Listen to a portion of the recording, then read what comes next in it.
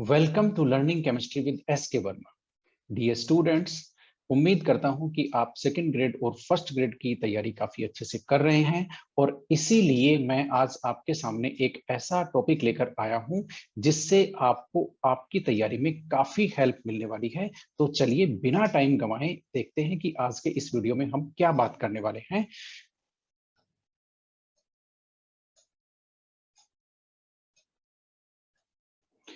तो आरपीएससी की, चाहे आप सेकंड ग्रेड के एग्जाम फेस कर रहे हो या आप चाहे फर्स्ट ग्रेड का एग्जाम दे रहे हो, आपको इतना तो मेरे ख्याल से पता ही होगा कि बिना एनसीईआरटी की बुक्स को कवर किए इन एग्जाम्स को क्रैक करना बहुत ही ज्यादा मुश्किल है, असंभव सा है, क्योंकि इन दोनों एग्जाम्स में सीनियर सेकेंडरी का जो पोर्शन होता है वो कंप्लीटली एनसीईआरटी पे बेस्ड होता है।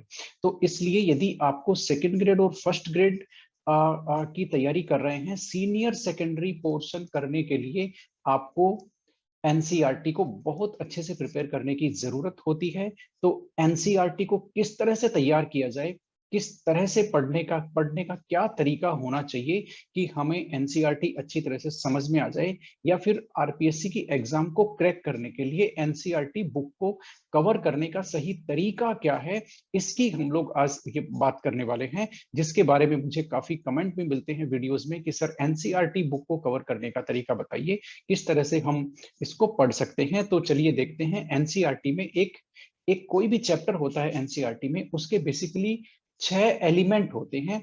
एक तो उसमें कंटेंट या थ्योरी होता है, एक उसमें चैप्टर में ही एग्जाम्पल्स एम्बेडेड होते हैं, एग्जाम्पल्स दिए हुए होते हैं, इन टेक्स्ट क्वेश्चन होते हैं, एक पर्टिकुलर टॉपिक होता है, उसके बाद में उसके अनसोल्व क्वेश्चन वहां दिए हुए होते हैं चैप्टर में, उसके बाद में चैप्टर की समरी होती है, और चैप्टर पूरा हो जाने के बाद में आपको मिलते हैं कुछ एक्सरसाइजेज।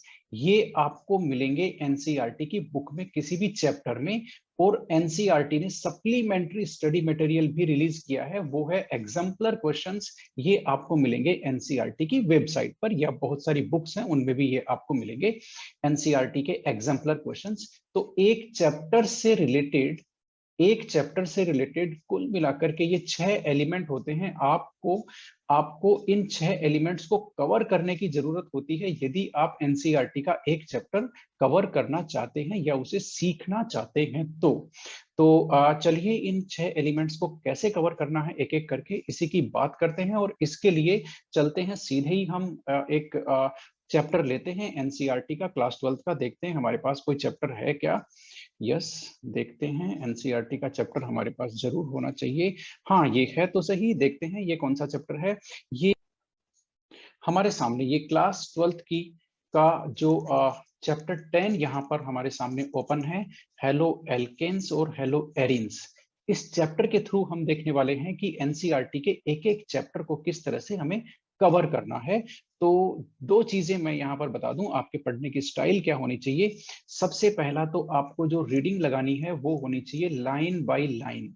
आपको एक एक लाइन को पढ़ना है, क्योंकि एनसीईआरटी की प्रत्येक लाइन में एक कॉन्सेप्ट या फिर एक क्वेश्चन छुपा हुआ है।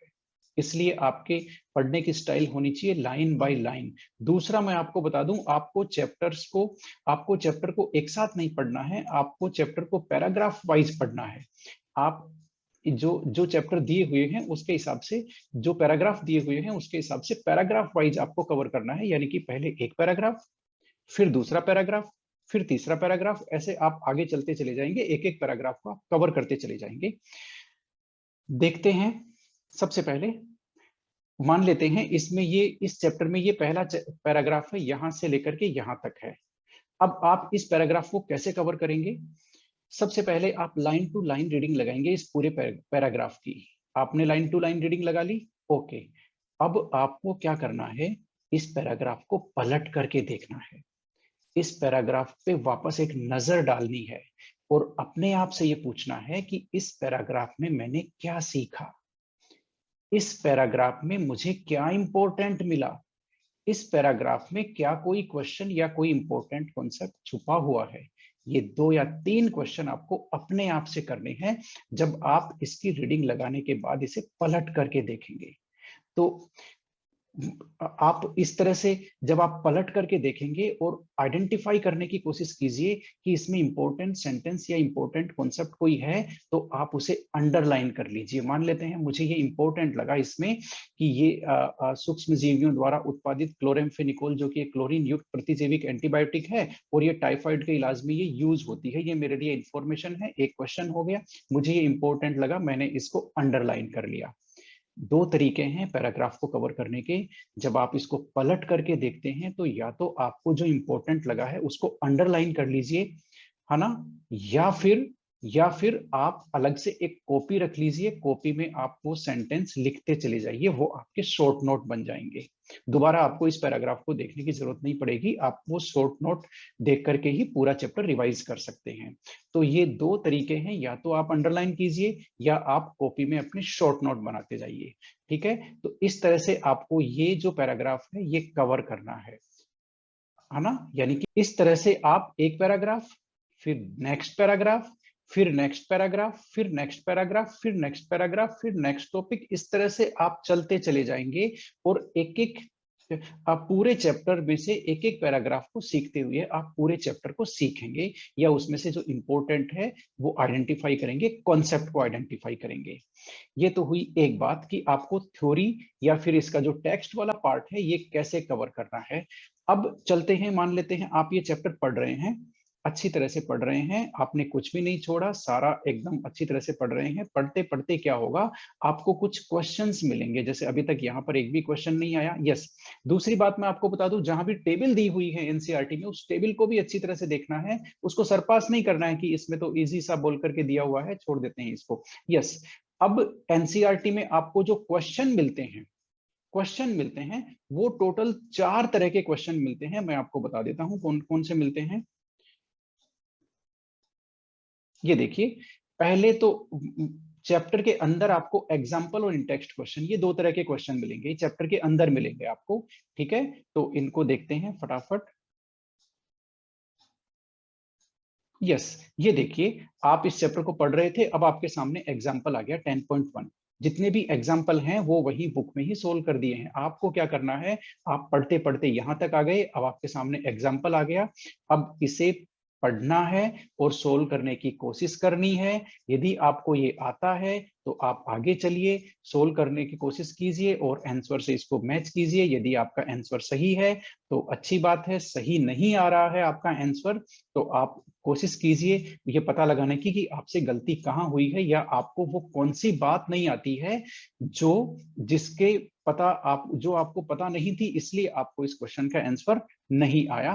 तो इस तरह से ये जो एग्जाम्पल्स हैं इनको आपको सोल्व करते हुए, एक एक एग्जाम्पल को समझते हुए आगे चलना है। ध्यान रखिए, एनसीईआरटी के आंसर्स आपको रटने नहीं है। एनसीईआरटी में एक एक क्वेश्चन इस तरह से डिजाइन किया गया है कि वो आपको कोई एक कॉन्सेप्ट सिखाना चाहते हैं।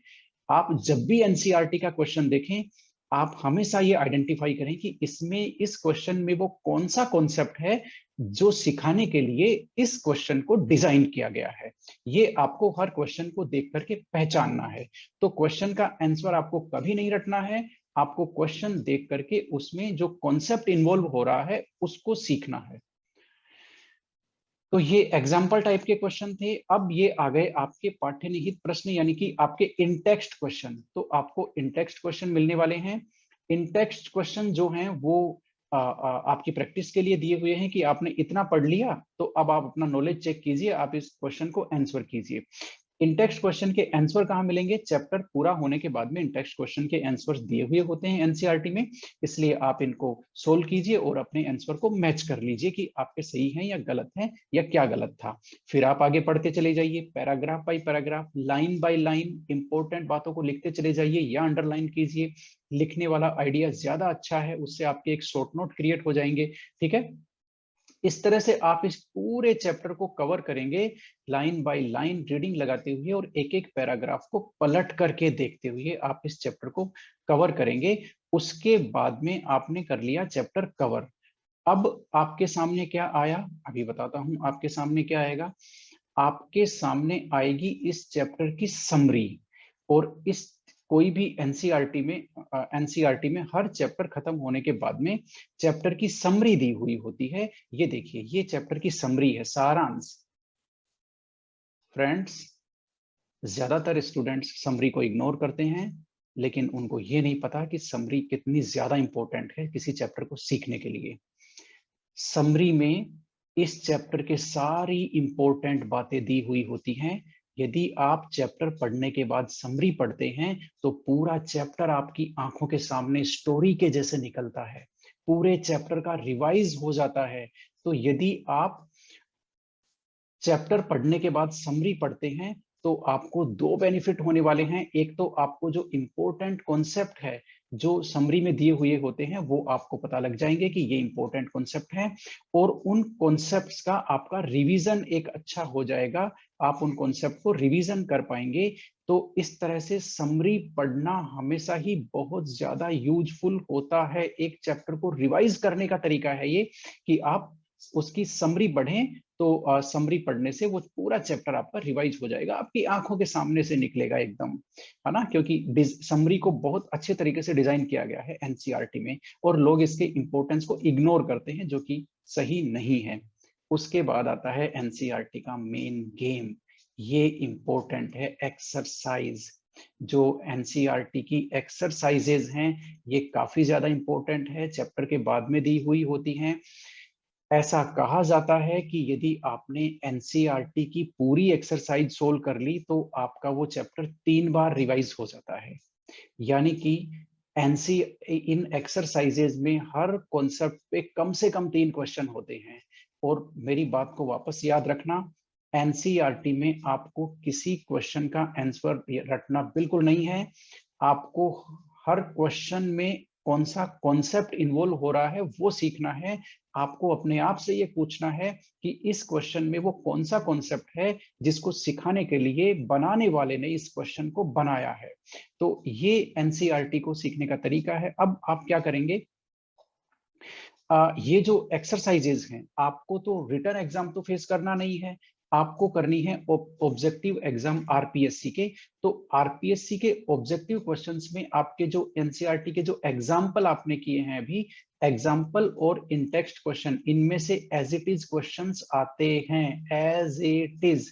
और इसकी एक्सरसाइजेज हैं उसमें भी एज इट इज क्वेश्चन आते हैं। इसके प्रूफ मैंने मेरे पिछले वीडियोस में कि फर्स्ट ग्रेड किस तरह से तैयार करते हैं, वहां हम लोग इसके बारे में बात कर चुके हैं। अब यहां पर आपको ये देखना है कि आपको ऑब्जेक्टिव पेपर फेस करना है, एनसीईआरटी प्रिपेयर करनी है। तो आपको ये जो एक्सरसाइजेज हैं उनमें से आपको लेंदी क्वेश्चन बिल्कुल नहीं करने हैं। आपको वो क्वेश्चन कवर करने हैं जिनमें आपको ये लगे कि इन पे ऑब्जेक्टिव क्वेश्चन आराम से बन सकता है। जैसे ये मेन प्रोडक्ट पूछा है, यस, इसके मेन प्रोडक्ट पे क्वेश्चंस आते हैं। जैसे इसमें क्वेश्चन पूछते हैं कि इनमें से कौन सा OH के साथ SN2 रिएक्शन है वो तेजी से करेगा, इस तरह के काफी क्वेश्चन पूछते हैं। और SN1 SN2 के ऑर्डर भी पूछते हैं। वो सारे ऑर्डर आपको बिलीव नहीं होगा एनसीईआरटी के बाहर से बिल्कुल नहीं आते हैं, क्योंकि कोई भी पेपर बनाने वाला होता है ना, वो किसी भी विवाद से बचने के लिए क्या करता है, स्टैंडर्ड बुक्स को रेफर करता है ना, ऐसी बुक को कि जिसपे कोई विवाद नहीं हो। इसलिए सीनियर सेकेंडरी पोर्शन के लिए पेपर बनाने वाले सिर्फ और सिर्फ एनसीईआरटी पर ही फोकस करते हैं। इसलिए आपको सीनियर सेकेंडरी पोर्शन को यदि कवर करना है तो एनसीईआरटी को पकड़ लीजिए एकदम जोर से। यस, ये देखिए SN1 मैं आपको बता रहा था, SN1 SN2 के जो रिएक्टिविटी के जो ऑर्डर वाले क्वेश्चन है, ये देखिए एक उदाहरण 10.7 है यहाँ पर, उसमें कितने क्वेश्चन दिए हुए हैं, एक क्वेश्चन है, एक ऑर्डर है यहाँ पर, और 2 ऑर्डर है, 2 या 3 या 4 ऑर्डर हैं कुल मिला के। SN1 और SN2 के अलग अलग ऑर्डर दिए हुए हैं इन कंपाउंड्स में। तो इस एक क्वेश्चन में ही यहाँ पर ये 4 ऑर्डर दिए हुए हैं इन्होंने।